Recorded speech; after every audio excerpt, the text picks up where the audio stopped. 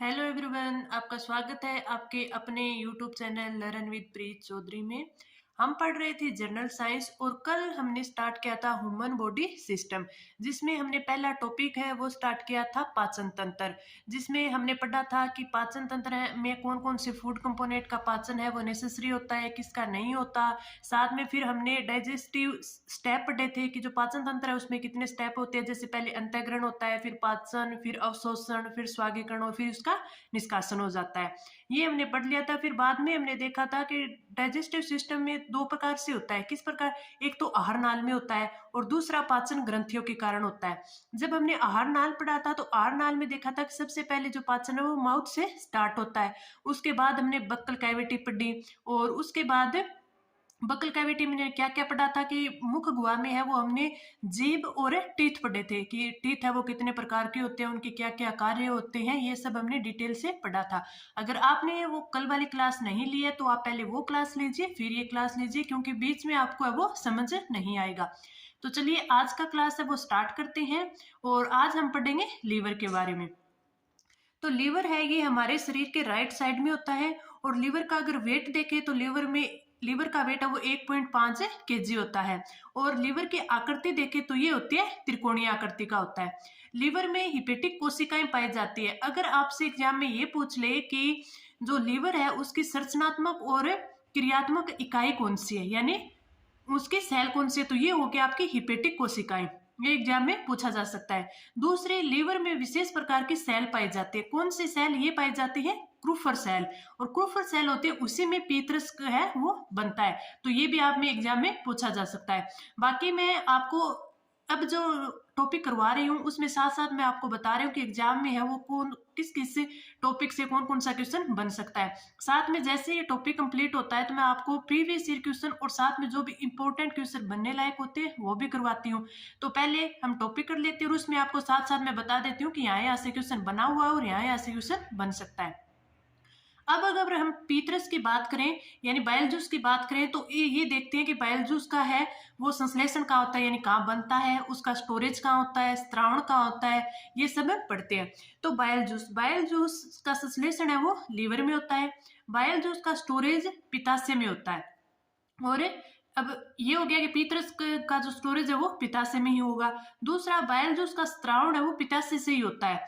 अगर आपके एग्जाम में ये दिया हुआ हो कि जैसे अगर सीधा ही पूछ ले कि बाइल जूस का स्त्रावण कहाँ से होता है, ऑप्शन में पित्ताशय दिया हो तो आप ये टिक करेंगे।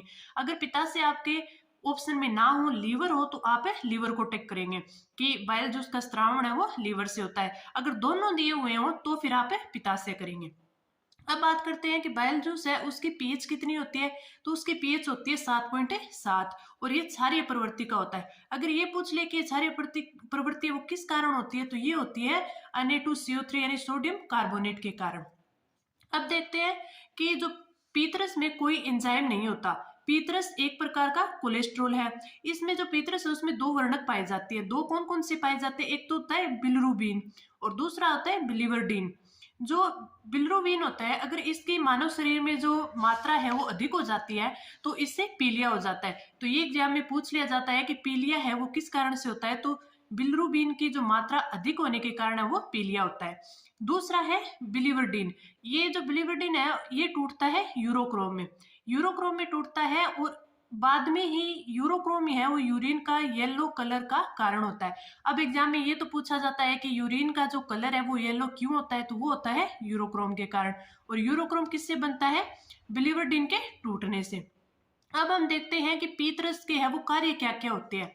तो पीतरस के कार्य होते हैं, यह भोजन को क्षारीय माध्यम में बदल देता है और वसा फैट्स का डाइजेशन करता है कौन? पीतरस। और इसे इमल्सीकरण बोलते हैं। ये तो एग्जाम में कई बार आया जाता है कि इमल्सीकरण किसे कहते हैं। जब वसा का डाइजेशन होता है तो उसे बोलते हैं इमल्सीकरण।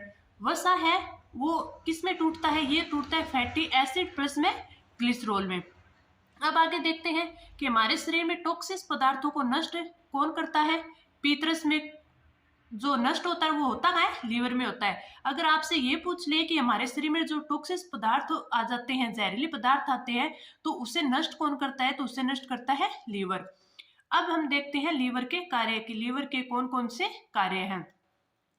लीवर है इसमें जो एक्स्ट्रा ग्लूकोज होती है वो ग्लाइकोजन में बदल देता है। लीवर होगा ये एक्स्ट्रा ग्लूकोज को ग्लाइकोजन में बदल देगा, और अगर ग्लाइकोजन की अधिक मात्रा हो जाती है तो उसे वापस ग्लाइकोजन को ग्लूकोज में बदल देता है। आपने देखा होगा कि मधुमेह रोग होता है, तो मधुमेह रोग होता है वो होता है जो हमारे शरीर में बॉडी में ग्लूकोज की मात्रा अधिक हो जाती है, उसी वजह से होता है। तो इसी वजह से लीवर है वो एक्स्ट्रा ग्लूकोज को ग्लाइकोजन में बदल देता है, और अगर फिर हमारे शरीर में ग्लूकोज की मात्रा कम होती है तो जो ग्लाइकोजन है ये वापस से ग्लूकोज में परिवर्तित करता है। कौन? लीवर। अब आगे यूरिया का निर्माण है वो कौन करता है? लीवर ही करता है।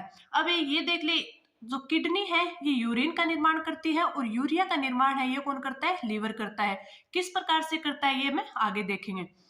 प्रोटीन प्रोटीन यानी प्रोटीन और एमिनो एसिड होते हैं, उससे एमोनिया में बदलता है। अमोनिया होता है ये विषैला पदार्थ होता है। अब शरीर में अगर विषैला पदार्थ होगा तो वो हानिकारक होता है, लेकिन ये जो अमोनिया ये विषैला पदार्थ है हमारे शरीर में हानिकारक क्यों नहीं होता है? क्योंकि लीवर है वो अमोनिया को यूरिया में बदल देता है, तो यूरिया है वो हानिकारक है नहीं होता। इसलिए ही कहा जाता है कि यूरिया का निर्माण है वो लीवर करता है। अब आगे देखें कि अपने आप रिकवरी कर लेता है।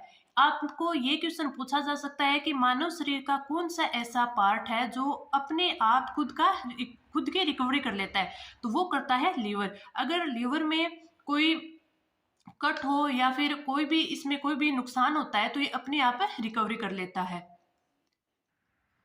लीवर का अगला काम देखें तो हेपेरिन पदार्थ का स्त्रावण करता है, यानी हिपेरिन जो पदार्थ होता है उसका स्त्रावण करता है। जो हिपेरिन पदार्थ होता है ये एक एंटी ब्लड क्लॉटिंग यानी रक्त प्रतिस्कंदक होता है। अब देखिए कि लीवर एक भक्षक होता है, तो लीवर को भक्षक क्यों बोलते हैं? क्योंकि ये एक भक्षक का कार्य करता है, यानी जो बैक्टीरिया वगैरह हमारे बॉडी में आ जाते हैं तो उन्हें नष्ट का कार्य कौन करता है? उन्हें नष्ट कौन करता है? लीवर ही करता है। बॉडी में टॉक्सिक पदार्थ को नष्ट करता है, यानी जो भी विषैले पदार्थ होते हैं तो उसका जो विनाश है वो भी कहाँ होता है? लीवर में ही होता है। लीवर में विटामिन ए, विटामिन डी, ई और के का स्टोर होते हैं, यानी जो विटामिन ए, डी, ई, के है उनका स्टोर कहाँ होता है? लीवर में होता है। अगर ये पूछ ले आपको एग्जाम में कि ऐसे कौन से विटामिन है जिनका संश्लेषण है वो लीवर में होता है या फिर वो संश्लेषित होते हैं, तो विटामिन के और विटामिन ए है ये हमारे शरीर में संश्लेषित होते हैं। अब आगे बात करें, फाइब्रोनोजन एंड प्रोथ्रोम्बिन को बनाता है और स्टोर भी करता है, यानी लीवर में है जो ये फाइब्रोनोजन और प्रोथ्रोम्बिन है ये ब्लड क्लॉटिंग के काम आते हैं, यानी ये रक्त का थक्का बनाते हैं। अगर किसी व्यक्ति को घाव हो जाता है, किसको चोट लग जाती है तो रक्त का थक्का ये दोनों बनाते हैं, और इनका स्टोर है वो कौन करता है? लीवर करता है। फिर आगे बात करें कि भ्रूण अवस्था में आरबीसी का निर्माण है वो स्प्लीन यानी प्लीहा लीवर में होता है। अगर एग्जाम में ये आ जाए कि स्प्लीन या प्लिया में होता है तो ये भी सही है, और अगर ऑप्शन में लीवर दिया हुआ हो तो ये भी सही है। और स्प्लीन को ब्लड बैंक भी कहते हैं। तो भ्रूण में अगर भ्रूण की बात करें तो उसमें स्प्लीन को ब्लड बैंक बोलते हैं। अगर अडल्ट की बात करें तो अडल्ट में आरबीसी है वो बोन मेरो यानी अस्थि मज्जा में बनता है। और आरबीसी का जीवन काल होता है 120 दिन। तो आरबीसी का जीवन काल 120 दिन होता है। 120 दिन के बाद जब वो लीवर में जाती है तो आरबीसी का जो हीमोग्लोबिन होता है वो दो भागों में टूटता है। एक तो टूटता है बिलिरुबिन, और एक जो टूटता है ये होता है यूरोक्रोम में। यूरोक्रोम से यूरिन, और फिर इसी वजह से यूरिन का रंग है वो येलो होता है, ये मैंने अभी आपको पीछे बताया था। और जो आरबीसी का शेष भाग जो बचता है वो जाता है स्प्लीन में जाकर दफन हो जाता है। इसीलिए स्प्लीन को क्या बोला जाता है? कब्रिस्तान अडल्ट में बोला जाता है। तो अडल्ट में तो स्प्लीन को क्या बोला जाता है? कब्रिस्तान बोला जाता है। लेकिन भ्रूण में अगर आरबीसी का निर्माण हम देखें तो ये कहाँ होता है? स्प्लीन में ही होता है। अब आगे हम बात करेंगे अग्नाशय की। जो अग्नाशय होता है ये अगर आकार पूछ ले तो इसका क्या होता है? तो ये होता है सी आकार की होती है। अगर अग्नाशय की हम लंबाई देखें तो 12 से 15 सेंटीमीटर लंबाई का होता है, और इसका वेट है वो 60 से 90 ग्राम होता है। और जो अग्नाशय है ये काफी बार एग्जाम में आता है कि अग्नाशय है इसे क्या बोलते हैं, मिश्रित ग्रंथि भी बोलते हैं।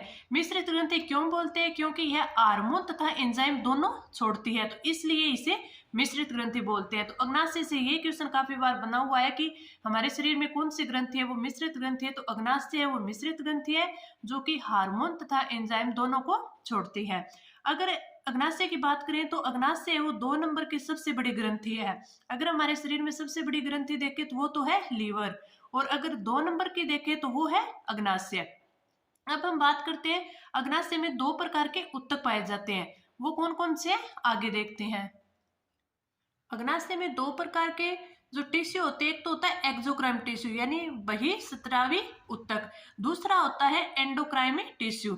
हम पहले बात करते हैं एक्सोक्राइम की। एक्सोक्राइम में है उसकी वजह से सक्रेटिन स्त्रावण होता है, और सक्रेटिन स्त्रावण होता है उससे क्या होता है हमारी बॉडी में, अग्नाशय रस, और इसे ही पूर्ण पाचक रस कहते हैं, को स्त्रावण करने के लिए उत्तेजित करता है। कौन करता है, सक्रेटिन, जिसका जो स्त्रावण होता है वो होता है बहिःस्रावी उत्तक से।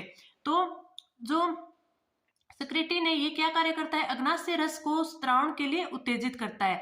अब हम देखें कि एक्सोक्राइम टिश्यू होते हैं उसमें कौन कौन से एंजाइम का स्त्रावण होता है। तो पहला होता है इसमें 5 प्रकार के जो एंजाइम होते हैं उनका स्त्रावण होता है। 5 में पहला होता है ट्रिप्सिन। तो पहला कौन सा होता है, ट्रिप्सिन। दूसरा काइमोट्रिप्सिन, फिर लाइपेज, और फिर एमाइलेज, और जो 5वां होता है वो होता है न्यूक्लाइड्स। ट्रिप्सिन होता है, ट्रिप्सिन क्या कार्य करता है, प्रोटीन कन्वर्टर के रूप में कार्य करता है, यानी रूप में जाना जाता है। और फिर लाइपेज देखें तो लाइपेज में लिपिड का पाचन करने का कार्य होता है। एमाइलेज है ये कार्बोहाइड्रेट का पाचन करता है, और कार्बोहाइड्रेट में किसका, स्टार्च का पाचन करता है। और न्यूक्लियस की बात करें तो इसमें न्यूक्लिक एसिड का पाचन होता है। तो ये हमने देखा अग्नाशय की, अग्नाशय है उसे मिश्रित ग्रंथि भी कहते हैं, और अग्नाशय में 2 प्रकार के टिश्यू होते हैं, एक्सोक्राइम और एंडोक्राइम। और फिर अब हम पढ़ते हैं अमाशय, स्टोमक। जो अमाशय होता है उसकी लंबाई होती है 25 सेंटीमीटर, और जो अमाशय होता है ये हमारे शरीर की जो आहार नाल होती है उसका जो सबसे चौड़ा भाग होता है उसे क्या बोलते हैं, उसे ही बोलते हैं अमाशय।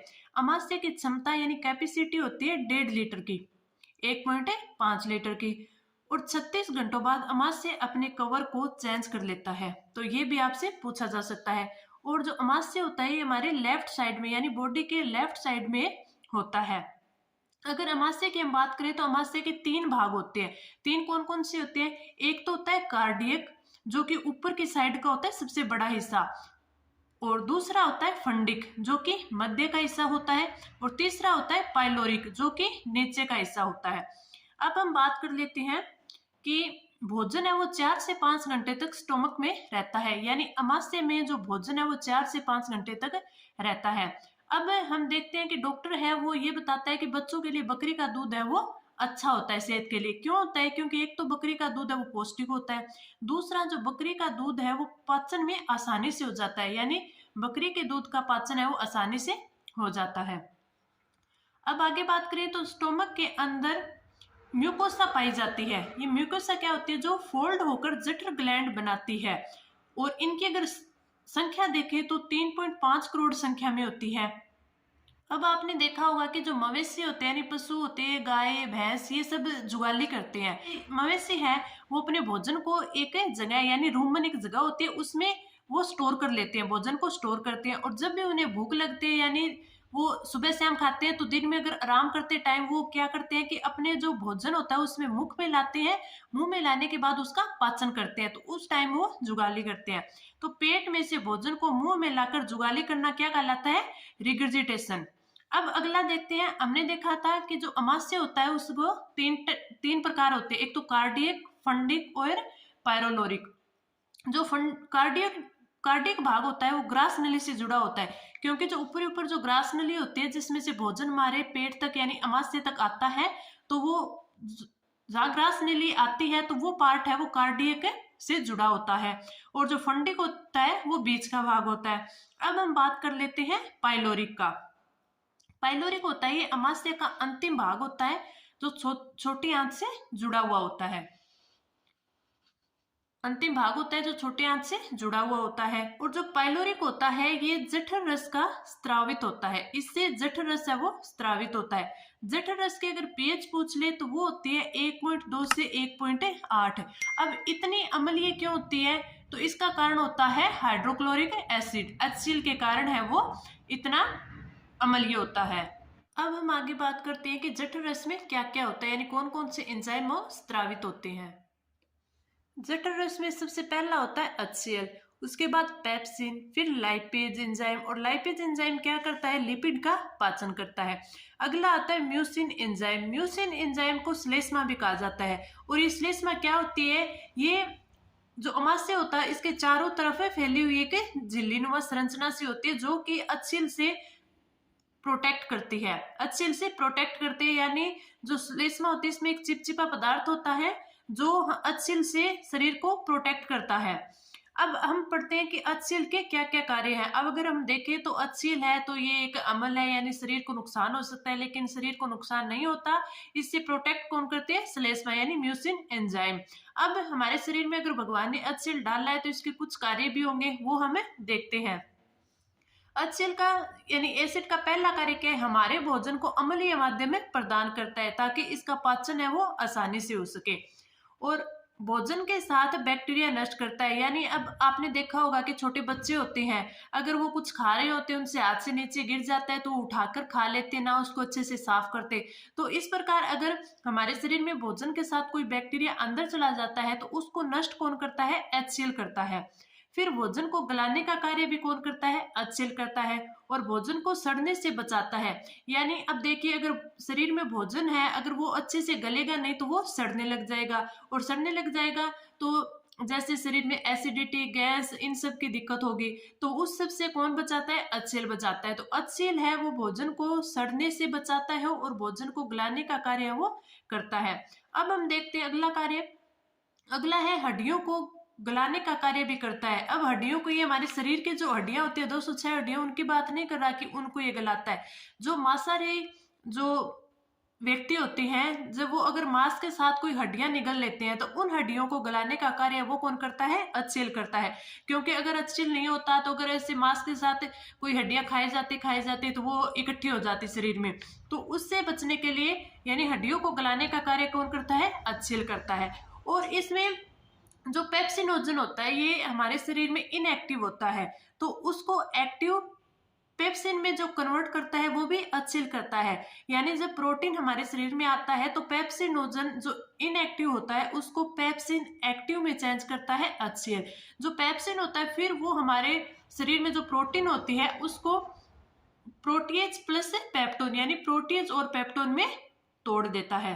अगला इसी प्रकार देखें तो प्रोरेनिन। प्रोरेनिन होता है ये भी इनएक्टिव होता है और इससे HCl है वो रेनिन एक्टिव में चेंज कर देता है, क्योंकि रेनिन होता है वो एक्टिव होता है और जो रेनिन होता है ये बच्चों में होता है। ये क्या करता है? ये दूध में जो कैसीन प्रोटीन होता है उसको पचाने का कार्य कौन करता है? रेनिन करता है।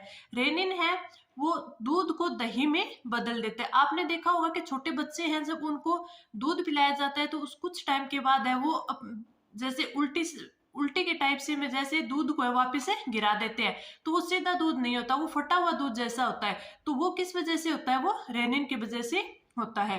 अब हम बात करें जठर रस की, तो जठर रस है जो स्वस्थ अगर एक नॉर्मल इंसान की व्यक्ति की बात करें तो जठर रस 2000 से 3000 ml पर डे स्त्रावित किया जाता है एक नॉर्मल इंसान के द्वारा। अब हम बात करते हैं ग्रास नली की। हमने कल इसमें देखा था कि ग्रास नली होती है वो सिर्फ क्रमानुकुंचन का कार्य करती है, उसमें है वो पाचन की क्रिया है वो बिल्कुल नहीं होती। तो अब हम देखते हैं कि ग्रास नली है वो किस प्रकार से कार्य करती है। तो ये देखिए ग्रास नली है वो आगे जाके है दो पार्टों में विभाजित हो जाती है। जो इस साइड पार्ट होता है इसमें होता है गुलेट यानी निगल द्वार, इस साइड होता है निगल द्वार और इस साइड जो होता है इसे बोलते हैं ग्लोटिस। जो ये होगी ये तो श्वसन नलिका हो जाएगी यानी ट्रेकिया, और श्वसन नलिका ये आगे जाके फेफड़ों में जाती है। और इस साइड होती है जो ग्रास नली होती है ये आगे जाके आहार नाल में जाके गिरती है और आहार नाल फिर पेट तक जाती है। तो इस प्रकार से ग्रास नली है वो दो पार्ट में विभाजित हो जाती है। जो ग्रास नली की जो ये लंबाई होती है यानी गर्सने की लंबाई होती है वो होती है 12 से 13 सेंटीमीटर।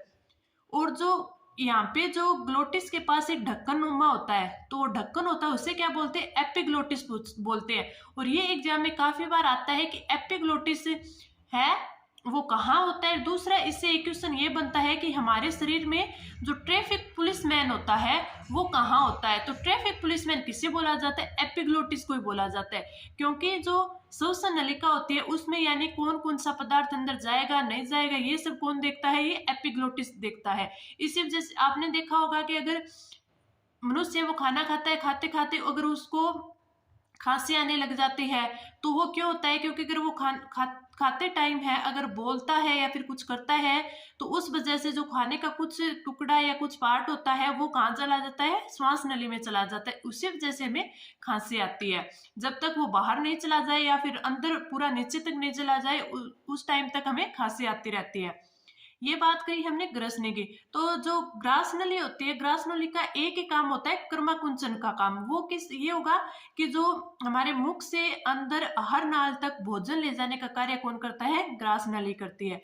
ग्रास नली अमाशय में जाकर खुलती है। अब हम बात करते हैं अगला छोटी आंत की। छोटी आंत होती है उसमें छोटी आंत में एक होता है रंसाकुर। अगर ये हम देखें तो ये छोटी आंत है। छोटी आंत के सारे सारे एक संरचना होती है उसे क्या बोलते हैं, रस्साकुर बोलते हैं। और इसका कार्य क्या होता है, इसका कार्य होता है भोजन का अवशोषण करना। तो ये वैसे इसे विलाई बोलते हैं और वैसे इसे क्या बोलते हैं, रस्साकुर बोलते हैं। तो ये काफी इंपॉर्टेंट है, एग्जाम में पूछा जा सकता है कि भोजन का अवशोषण है वो छोटी आंत में कौन करता है, रंसाकुर करते हैं। अब आगे हम बात करें कि छोटी आंत की लंबाई की बात करें तो ये होती है 6 मीटर के लगभग, यानी 20 फुट लंबाई है किसकी होती है, छोटी आंत की होती है। अगर चौड़ाई की बात करें तो इसकी चौड़ाई होती है 2.5 सेंटीमीटर। अब हम बड़ी आंत की बात करें तो वही बड़ी आंत की लंबाई है वो 1.5 मीटर यानी लगभग 5 फुट की होती है। और उसका व्यास है वो कितना होता है, 6.7 सेंटीमीटर। छोटी आंत के है वो 3 भाग होते हैं। अब हम देखते हैं कि वो 3 भाग है कौन कौन से होते हैं। छोटे आंत के 3 भाग में सबसे पहला होता है ड्यूडेनम यानी ग्रहणी, दूसरा होता है जेजुनम और तीसरा होता है एलियम।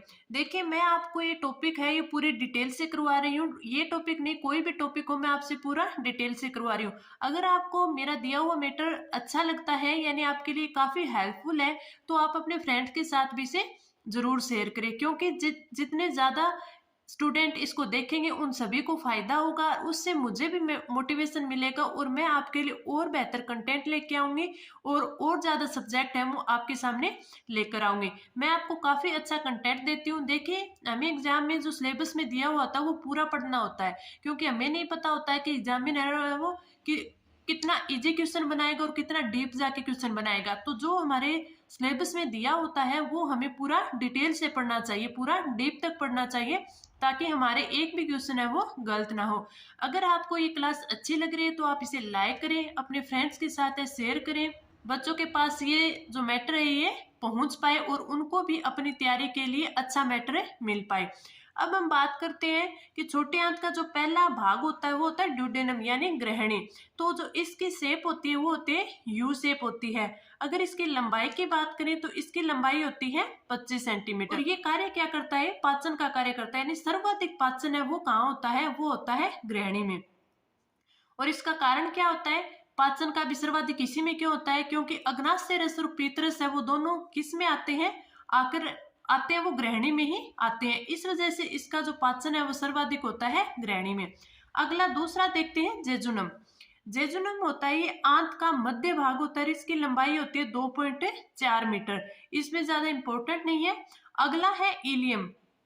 इलियम होता है ये इसमें है वो अवशोषण होता है, सबसे ज्यादा अवशोषण होता है वो इलियम में ही होता है। अगर इलियम की लंबाई की बात करें तो इसकी लंबाई होती है 3.4 मीटर, यानी सर्वाधिक लंबी होती यही होती है।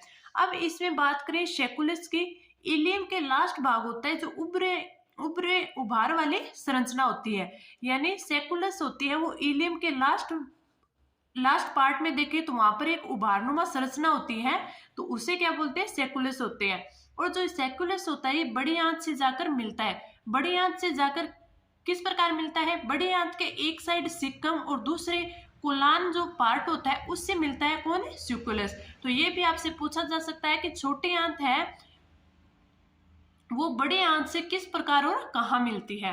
अब अगर बात करें कि छोटी आंत में एक ब्रूनर ग्रंथि भी होती है जो इलियम में पाई जाती है, तो ये भी आपसे पूछा जा सकता है कि ब्रूनर ग्रंथि है वो हमारे शरीर में कहाँ पाई जाती है, तो वो पाई जाती है इलियम, और ये क्या करती है? आंत्रस का स्त्रावण करती है। अब हम बात करें आंत्रस की, तो आंत्रस को सक्कस एंटेरिकस से बोला जाता है, जो कहाँ से निकलता है? इलियम से निकलता है। अब हम बात करते हैं कि आंत्रस से और कौन कौन से एंजाइम का स्त्रावण होता है। सबसे पहला एंजाइम होता है इंटेरोकाइनेस। इंटेरोकाइनेस ये क्या करता है? ये ट्रिप्सिनोजन को ट्रिप्सिन में कन्वर्ट करता है, क्योंकि जो ट्रिप्सिनोजन होता है ये इनएक्टिव होता है और ये इसे ट्रिप्सिन में कन्वर्ट करता है। ट्रिप्सिन क्या कार्य करता है? अदर ग्लैंड को एक्टिव करने का काम करता है। ये क्वेश्चन है वो लैब असिस्टेंट के एग्जाम में आया हुआ है कि अन्य ग्रंथियों को एक्टिव करने का कार्य कौन करता है, तो वो करता है ट्रिप्सिन। अगला देखते हैं लैक्टोज। जो लैक्टोज होता है वो क्या करते हैं? लैक्टोज का पाचन करता है। ये क्या करता है? लैक्टोज का पाचन करता है, यानी ग्लूकोज प्लस में ग्लैक्टोज में तोड़ता है। अब अगला है माल्टेज। माल्टेज है वो माल्टोज का पाचन करता है, यानी माल्टोज को ग्लूकोज प्लस ग्लूकोज में तोड़ता है। अगला देखते हैं सुक्रेज। सुक्रेज ये क्या करता है? सुक्रोज को ग्लूकोज प्लस फ्रक्टोज में तोड़ता है। फिर आता है न्यूक्लाइज। न्यूक्लाइज क्या करता है? न्यूक्लिक एसिड का पाचन करता है। अगला आता है इरिप्सिन। ये है जो शेष प्रोटीन बच जाता है उसका पाचन कौन करता है? इरिप्सिन। इरिप्सिन। अब हम पढ़ते हैं बड़ी आंत। बड़ी आंत की अगर लंबाई की बात करें तो ये 1.5 सेंटीमीटर यानी 5 फुट होती है। चौड़ाई की बात करें तो ये 6.7 सेंटीमीटर। अब हम देखते हैं कि जो बड़ी आंत होती है उसके भी 3 पार्ट होते हैं। कौन कौन से? सिकम, कोलन और मलाशय। जो सिकम होता है ये एक अवशेषीय अंग होता है। सिकम में क्या होता है? अपेंडिक्स होता है, और अपेंडिक्स होता है ये क्या है? अवशेषीय अंग होता है।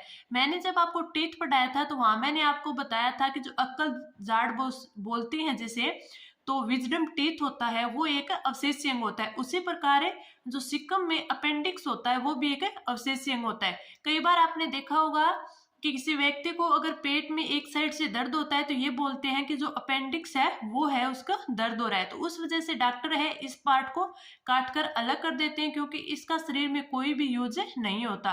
तो ये एक अवशेषीय अंग है। दूसरा कोलन। तीसरा होता है मलाशय। मलाशय जो अपचित भोजन है उसको स्टोर किया जाता है कहाँ पे? मलाशय में, रेक्टम में। अब हम बात करते हैं बड़ी आंत में जल, खनिज, मेडिसिन का जो अवशोषण है वो कहाँ होता है? बड़ी आंत में होता है। तो ये बड़ी आंत में होता है। अब हम देखते हैं कि जो पाचन हो गया उसका अवशोषण है वो शरीर के कौन कौन से भाग में होता है। अगर हम माउथ की बात करें तो माउथ में मेडिसिन का अवशोषण होता है। अब आपने कई बार देखा होगा कि किसी व्यक्ति को जैसे उसका घबराना, ये बोलते हैं ना कि जिदोरा हो रहा है, तो उस टाइम डॉक्टर है एक जो मेडिसिन देता है और ये बोलता है कि आप इसको जीभ के नीचे रख लीजिए। तो उसके नीचे के जीभ के नीचे क्यों रखा जाता है? क्योंकि वहां पर तो इसका अवशोषण है वो बहुत जल्दी हो जाता है मेडिसिन का, और मेडिसिन है वो वर्ल्ड में जल्दी से भेज दी जाती है, जिससे व्यक्ति है वो जल्दी ठीक हो जाता है, उसको मेडिसिन है वो जल्दी असर करती है। अगला हम बात करें अमाशय की, तो अमाशय में वाटर, सिंपल शुगर और अल्कोहल यानी शराब, इसका जो अवशोषण होता है वो कहाँ होता है? अमाशय में होता है। अब अगर हम छोटी आंत की बात करें तो ये तो हमने पीछे पढ़ लिया था कि छोटी आंत में वो सबसे ज्यादा पाचन होता है। तो छोटी आंत में glucose, fructose, fatty acid, amino acid, इन सब का जो पाचन है वो कहाँ होता है? छोटी आंत में होता है। अब अगर हम फैट की बात करें तो फैट है वो वर्ल्ड में अविल्य होता है, यानी फैट वर्ल्ड में विलय नहीं होता, अतः वसा लसिका से होते हुए रक्त में पहुंचती है। अब हमने बड़ी आंत की बात कर ही ली थी कि बड़ी आंत में है वो वाटर, मिनरल्स और मेडिसिन होती है, उनका अवशोषण है वो बड़ी आंत में होता है। तो ये मैंने आपको पूरा कंप्लीट है वो पाचन तंत्र है करवा दिया है।